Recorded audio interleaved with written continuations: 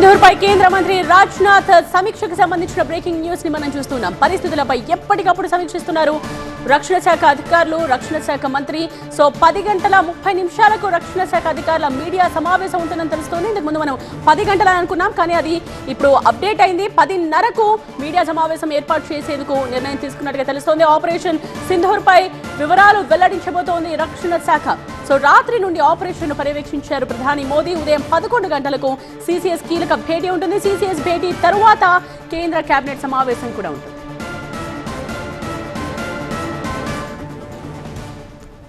Alright, operation Sindoor పై army press meet కి సంబంధించిన details అందించేందుకు ఢిల్లీ నుంచి మా ప్రతినిధి గోపి ప్రస్తుతం మనకి లైవ్ లో సిద్ధంగా ఉన్నారు. గోపి, ఢిల్లీలో ఏం జరుగుతోంది, అప్డేట్స్ ఏంటి?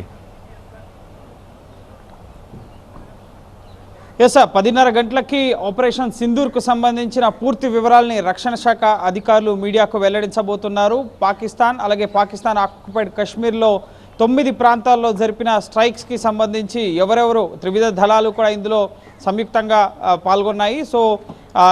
ముఖ్యంగా ఏ విధంగా ఉగ్ర శిబిరాలను గుర్తించారు, ఏ విధంగా అటాక్స్ జరిపారు, అక్కడ సివిలియన్స్ ఉన్నారా లేక ఖచ్చితంగా ఉగ్రవాద స్థావరాలే అక్కడ ఉన్నాయన్న సమాచారం ఏ విధంగా వచ్చింది, వీటన్నిటికి సంబంధించిన వివరాలని కూడా భారత ప్రభుత్వం అధికారికంగా వెల్లడించబోతోంది. అయితే ఇప్పటి వరకు ఎంతమంది చనిపోయారు అన్నదానికి సంబంధించి సమాచారం లేకపోయినప్పటికీ పాక్ మీడియా కథనాల ఆధారంగా సుమారు 100 మంది వరకు కూడా ఉగ్రవాదులు ఈ ఉగ్రవాద శిబిరాల్లో ఇటు జైషే మహమ్మద్, లష్కర్ ఎ తోయిబా అలాగే హిజ్బుల్ ముజాహిద్దీన్ ఈ 3 ఉగ్రవాద సంస్థల మెయిన్ ప్రధాన స్థావరాలు ఇవన్నీ కూడా.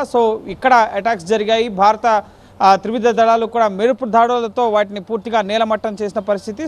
వీటికి సంబంధించిన సమగ్ర వివరాలని వెల్లడించబోతోంది. అలాగే ఈ ముఖ్యంగా అటాక్స్ జరుగుతున్న సమయంలో భారత రఫేల్ అలాగే సుకోయ్ ఈ విమానాలు ఏమైనా ఇందులో ఈ అటాక్స్లో పాల్గొన్నాయా, అలాగే భారత రాడార్ సిస్టమ్ ఏ విధంగా పనిచేసింది, వీటికి సంబంధించి కూడా ఏ విధంగా ముందస్తుగా అక్కడ నిఘా వర్గాలు అక్కడున్న ఉగ్ర శిబిరాలను గుర్తించాయి, వీటికి సంబంధించిన సమాచారాన్ని కూడా రక్షణ శాఖ అధికారులు తెలియపరిచే అవకాశం ఉంది. ఈ ఆపరేషన్ మాత్రం సక్సెస్ఫుల్గా పూర్తయినందుకు ఇటు త్రివిధ దళాలను కూడా ప్రధాని మోడీ, రక్షణ మంత్రి రాజ్నాథ్ సింగ్ అభినందించడం జరిగింది. అలాగే రాత్రంతా ప్రధాని నరేంద్ర మోడీ ఆపరేషన్ని దగ్గరుండి మానిటర్ చేశారు. రక్షణ శాఖ మంత్రి రాజ్నాథ్ సింగ్ కూడా త్రివిధ దళాధిపతులతో ఈ ఆపరేషన్ పూర్తయిన తర్వాత మాట్లాడారు. అలాగే ప్రస్తుత పరిస్థితి ఏంటి అన్న విషయాలను కూడా అడిగి తెలుసుకుంటున్నారు.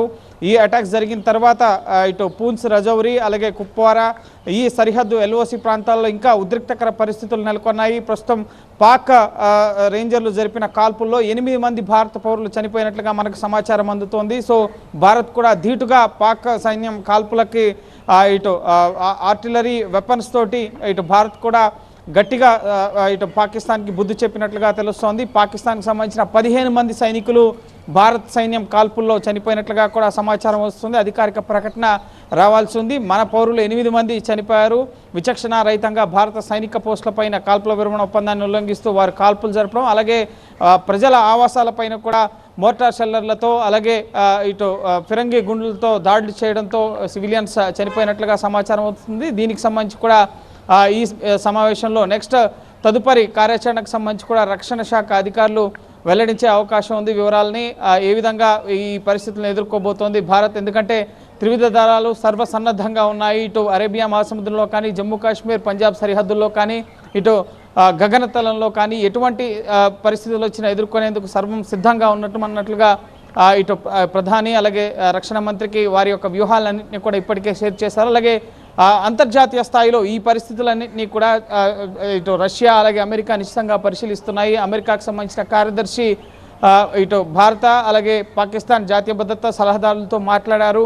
చర్చల ద్వారా సమస్యలను పరిష్కరించుకోవాలి, ఫర్దర్ ఎస్కలేషన్స్కి వెళ్ళొద్దు అని చెప్పి భారత్ పాకిస్తాన్ని అమెరికా కోరుతున్న పరిస్థితి ఉంది. కానీ ఉగ్రవాదంపై పోరుకి ఇజ్రాయెల్ సహా అనేక దేశాలు మద్దతు తెలుపుతున్న పరిస్థితి. భారత్ సరైన చర్య తీసుకుంది. ధీటుగా ఉగ్రవాదాన్ని ముఖ్యంగా యావత్ ప్రపంచం కూడా ఏరివేయాలి అన్న కోణంలో అనేక దేశాలు భారత్ సైనిక చర్యకి మద్దతు ప్రకటిస్తున్న పరిస్థితి కూడా ఉంది. ప్రస్తుతం అయితే ఇటు దేశం లోపల ముఖ్యంగా రాజకీయ నాయకులు రాహుల్ గాంధీ, ఖర్గే అన్ని రాష్ట్ర